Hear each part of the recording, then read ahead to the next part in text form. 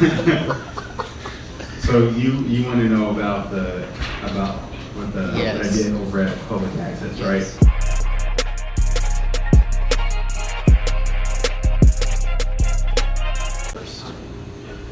What were you trying to create? What were you trying to create? Okay, so what I was trying to do was have a mix between Trevor Noah's show and Seth Meyers' show, and meld those two concepts together. And sort of like a parody, but take all the cool elements that I like from their show and do it all on one show and have it on Public Access. I started out just wanting to find a news desk and not caring what the rest of it looked like. And the only place I could find a news desk was at the Public Access channel. I mean, that was it. And so I went for it. So I was gonna be like the lead anchor like they are. I was gonna have correspondents kind of come in and do headline, be like desk pieces and jokes based on the headline. And then I had other people come in and do like movie reviews and things like that. Or do like Joe Byers did a thing for finances. Like Joe Byers' crazy like take on conspiracy theories and stuff like that. It was going to be everybody's thing that they already do, and then just do it in that format. Like no sketch. You weren't doing any sketches? No sketches. There was no sketches. It was all fake news. Like from the studio shit. But from the studio. So it was cool because it had the studio lighting, it already had the background. I could slide people in and out for the shot. And I was hopefully gonna do it for, months and months and months, and then maybe get famous for it, maybe not. Yeah. But that was the whole plan. So when?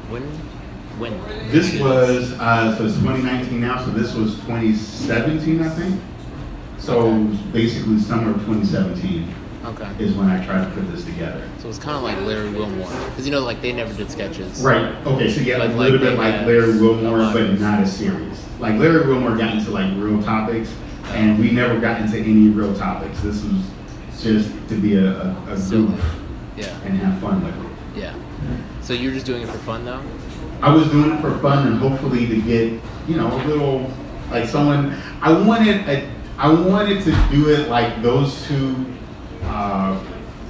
late night shows, but then like do it the way that Diaz and DeMero did, where they started like real deal Public Access and then slowly built a following. And Were then they on Public Access? Kind of. I know Chris Gethard straight up was. Right. And then he got picked up by True TV or whatever. Right, so basically do it, get a following, have people be into it, and then be picked up by somebody else. Like that was kind of loosely the plan.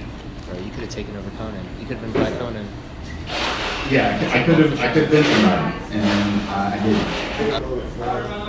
I got you. I'm just bullshitting. Okay, so you want to know what went left, essentially, right? Yeah. Okay. So to even get in the studio, you had to take something like a 6-hour class with Public Access. So they would teach you very basic things. They assumed that you knew nothing about recording or doing anything inside of a TV studio. So they told you about lighting and not walking through shots and stuff. It was a whole thing. So yeah, they told you about like 3-point lighting and camera setup and cue cards, and like they took you through the basics. And you had to do that. I don't remember how much the class was. It was maybe, I want to say it was $150 or $200. Let's say it was $200 for the class, okay? And then every time you wanted to rent the studio, you had to do that to even use the studio for anything. And then you got the studio for like 3 or 4 hours, and it was $100 to use the studio. So that was the show. I wanted to do a combination of those two shows, Seth Meyers and Trevor Noah, mix it together. Yeah. Do it in the Public Access, do it in the studio, and I took all the classes. I actually rented the space twice in order to get it done. I had Sam Gordon on there as a co-host. I had a bunch of people, and the idea also was so that I had Atlanta Comics who had these additional skill sets to also get credit for that too. So I had the sound guy was also an Atlanta comic, and the camera guy was also an Atlanta comic, and like all the writers and people wrote their own stuff. You write it, you perform it, boom, done. So a couple things. Their equipment at the studio is awful. They have no funding, so all their camera stuff and all the switching, all that stuff is from the 70s. And there is no money in sight. The chances of them getting any kind of money to build this up are next to nothing unless somebody is really for the public access idea and they just dump them like $3 million to update everything. They're just going to continue to have just terrible equipment. So there's that. So that's why I had to bring my own people in. All right. So I worked at the Salvation Army, so I was not balling out of control. So after paying for the class and after paying for the space, and the only person I paid was the camera guy. After that, I didn't have any more money to give anybody else. Well, what happens is that if you need money in order to get people to commit to things. And so I had one sound guy one time around. I had a different sound guy the second time around. And the second sound guy brought in like a floppy gooseneck boom that kept dipping down. And so they spent like time trying to tape a rod to the gooseneck so it'd be a proper boom mic. Yeah.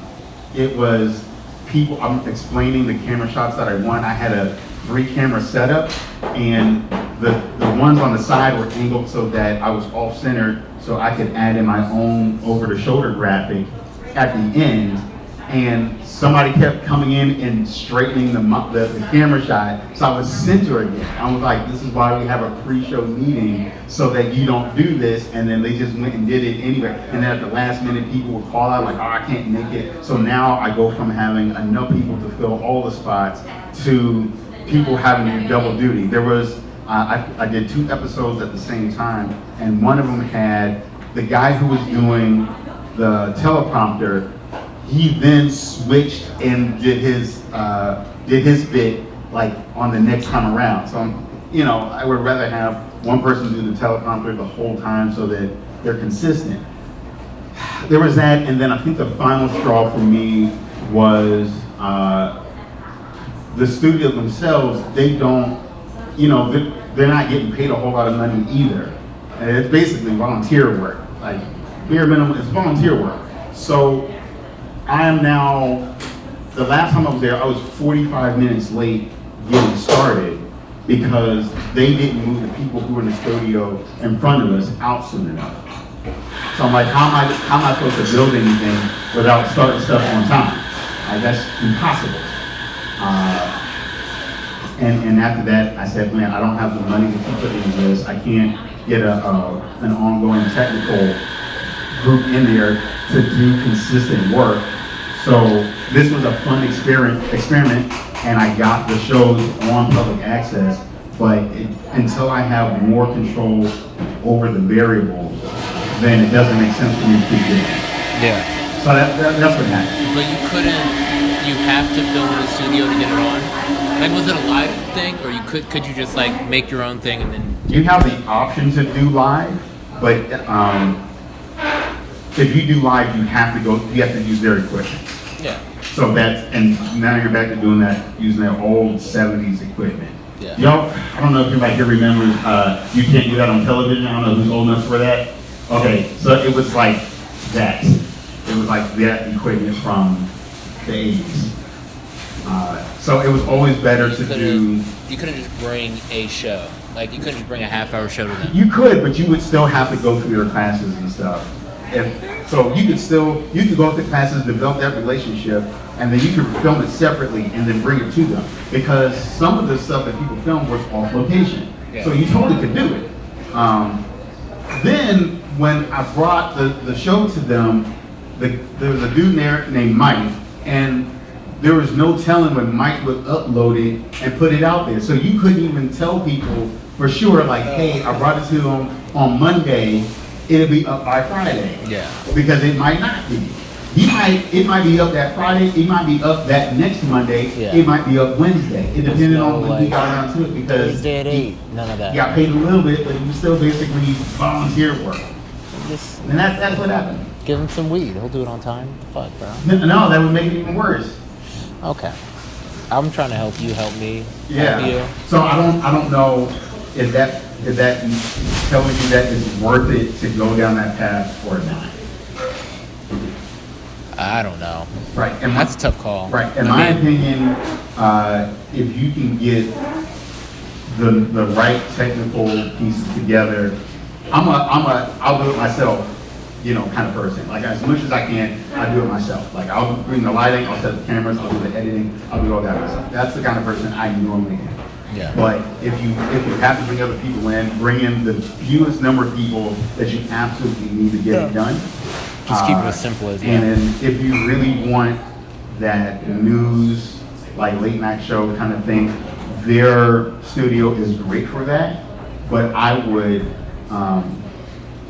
do two things differently. I would develop maybe a Twitter following, create a Twitter handle for it, and then post stills and things like that, and get it following that way, and then functionally put it on YouTube, because that's the thing. If you give it to them, they're going to want their lose agreement is that they air it first before you put it on YouTube. But if it's, how would they even know? Like I mean, it's like I said, or whatever. It's a loose agreement. Yeah, they wouldn't know. If they have literally 7 people and equipment from the 70s, no one's gonna check. Right, they're probably not going to check, but it's just kind of like an honor system kind of thing. That's what it is. Well, that's an agreement I'm willing to break. Right. So what are they going to do? Come and break their legs if they catch it on YouTube? You know what I mean? Maybe. They're public access. There's no public access mafia. You'll be all right. Mike, could you just use the studio though, and then do it yourself? Put it out however you want to. Yeah, you could spend $100, produce it in the studio, and never hand them the video, your final product, and just do what you want with it. But you're still gonna have to take those classes before they even let you in the studio. Yeah. So that's kind of interesting. Having that weird 70s, 80s aesthetic. Ironically, it'd be shit. But it's all standard def. If you want to pitch it to somebody else, they're gonna be like, you need to bring this better than this. I was doing 1080. I was doing regular old 1080, not even full on 4K. And if you want to take it to a studio or anything like that, they're gonna be like, this isn't 4K. We can't. This is a great trailer, but we're not going to take the thing that you made that's not even 4K and then just put it out there. They're going to look at you stupid. So, again, that's where you develop maybe a Twitter or a YouTube following, get noticed that way, and be like, hey, listen, if you have any funding you want to put behind this idea, this is pretty good the way it is now, and if you give me money, I can really make this amazing. Yeah. So this is what I can do with next to no money. Imagine what would happen if I had a budget. You just talked me out of it. You talked me out of it hard. Yeah, well, listen, I don't want you to end up in the position I was in, where you're like, oh, this is going to be amazing. And then 3-4 months later, be like, this blows, and now I hate every part of it. Because that's easily what could happen. It's you're in a few months in, and then this sucks. I'm AK, this has been AK Try Some Shit, and I tried to put a show on public access and get known for it, and that didn't work. So that's that. Peace.